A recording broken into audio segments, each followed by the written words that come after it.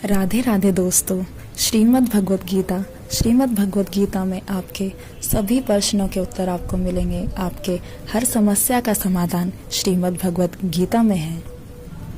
आपकी हर समस्या का समाधान, चाहे वो शरीर से हो, रिश्तों से हो या धन से, या कोई भी आपकी समस्या हो, तो श्रीमद् भगवत गीता में आपको आपकी हर समस्या का समाधान मिलेगा। तो चलो आइए आज श्रीमद् भगवत गीता प्रारंभ से स्टार्ट करते हैं। पांडवों के राजसूय यज्ञ में उनके महान ऐश्वर्य को देखकर दुर्योधन के मन में बड़ी भारी जलन पैदा हो गई और उन्होंने शकुनी आदि की सम्मति से जुआ खेलने के लिए युधिष्ठिर को बुलाया और चीटिंग करके उनको हराकर उनका सारी संपत्ति हड़ ली।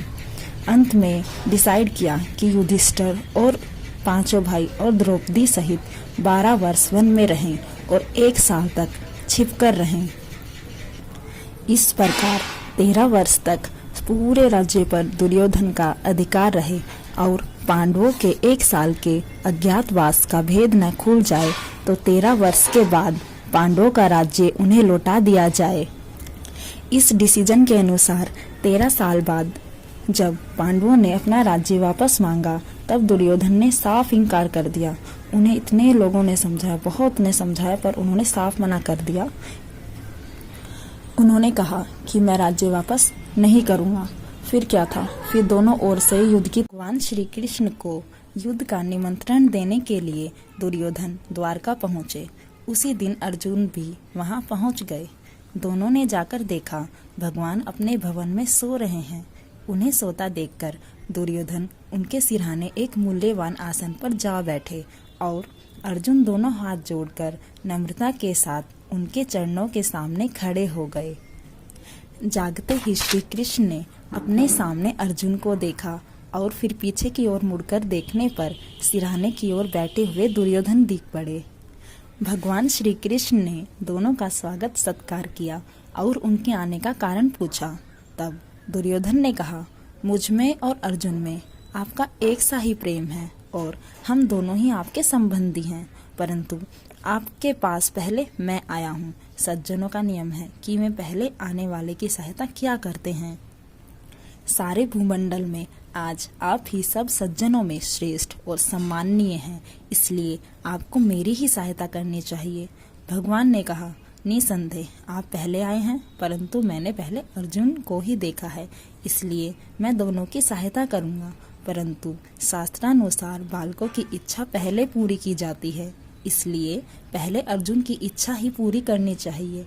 मैं 2 प्रकार से सहायता करूंगा। एक और मेरी अत्यंत बलशालिनी नारायणी सेना रहेगी और दूसरी ओर मैं युद्ध न करने का प्रण करके अकेला रहूंगा।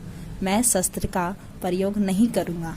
अर्जुन, धर्मानुसार पहले तुम्हारी इच्छा पूर्ण होनी चाहिए, अतएव दोनों में से जिसे पसंद करो मांग लो।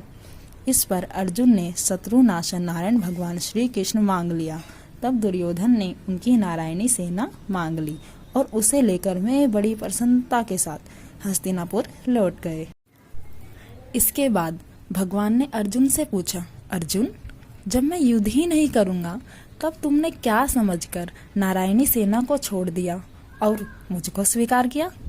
अर्जुन ने कहा, भगवान, आप अकेले ही सबका नाश करने में समर्थ हैं, तब मैं सेना लेकर क्या करता? इसके सिवा बहुत दिनों से मेरी इच्छा थी कि आप मेरे सारथी बने। अब इस महायुद्ध में मेरी उस इच्छा को आप जरूर पूर्ण कीजिए। भक्त वत्सल भगवान ने अर्जुन के इच्छानुसार उनके रथ के घोड़े हाँकने का काम स्वीकार किया और भगवान श्री कृष्ण अर्जुन के सारथी बने। युद्ध आरंभ के समय कुरुक्षेत्र में उन्हें गीता का दिव्य उपदेश सुनाया। दुर्योधन और अर्जुन के द्वारका से वापस लौट आने पर जिस समय दोनों ओर की सेना इकट्ठी हो चुकी थी, उस समय भगवान श्री कृष्ण खुद हस्तिनापुर जाकर हर तरह से दुर्योधन को समझाने की कोशिश करने लगे, परंतु उन्होंने साफ कह दिया, मेरे जीते जी पांडव को राज्य बिल्कुल भी नहीं दूंगा। मैं यहाँ तक कि सुई की नोक भर भी जमीन पांडवों को नहीं दूंगा। तब माता कुंती की आज्ञा और भगवान श्री कृष्ण की प्रेरणा से पांडवों ने धर्म समझकर युद्ध के लिए निश्चय कर लिया। जब दोनों ओर से युद्ध की पूरी तैयारी हो गई, तब भगवान वेद व्यास जी ने धृतराष्ट्र के समीप आकर उनसे कहा, अगर तुम घोर संग्राम देखना चाहो तो मैं तुम्हें दिव्य नेत्र दे सकता हूँ। इस पर धृतराष्ट्र ने कहा, ब्रह्म श्री श्रेष्ठ, मैं कुल के इस हत्याकांड को अपनी आंखों से तो नहीं देखना चाहता, लेकिन युद्ध का सारा वृत्तांत भली भांति सुनना चाहता हूँ।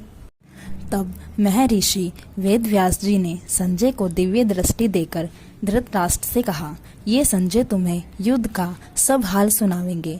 युद्ध की समस्त घटना जो भी होगी, ये पूरी तरह से देख, सुन और जान सकेंगे। सामने या पीछे से, दिन में या रात में, गुप्त या प्रकट, हर तरह से ज्यों का तो हाल ये तुम्हें सुनाएंगे।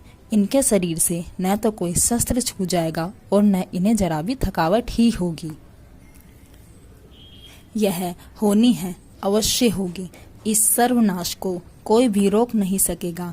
अंत में धर्म की जय होगी। जब कौरव पांडवों का युद्ध आरंभ हो गया और लगातार 10 दिनों तक युद्ध होने पर पितामह भीष्म रणभूमि में रथ से गिरा दिए गए, तब संजय ने धृतराष्ट्र के पास आकर उन्हें भीष्म के मारे जाने का समाचार सुनाया। उसे सुनकर धृतराष्ट्र को बड़ा ही दुख हुआ और युद्ध की सारी बातें विस्तार पूर्वक सुनाने के लिए उन्होंने संजय से कहा।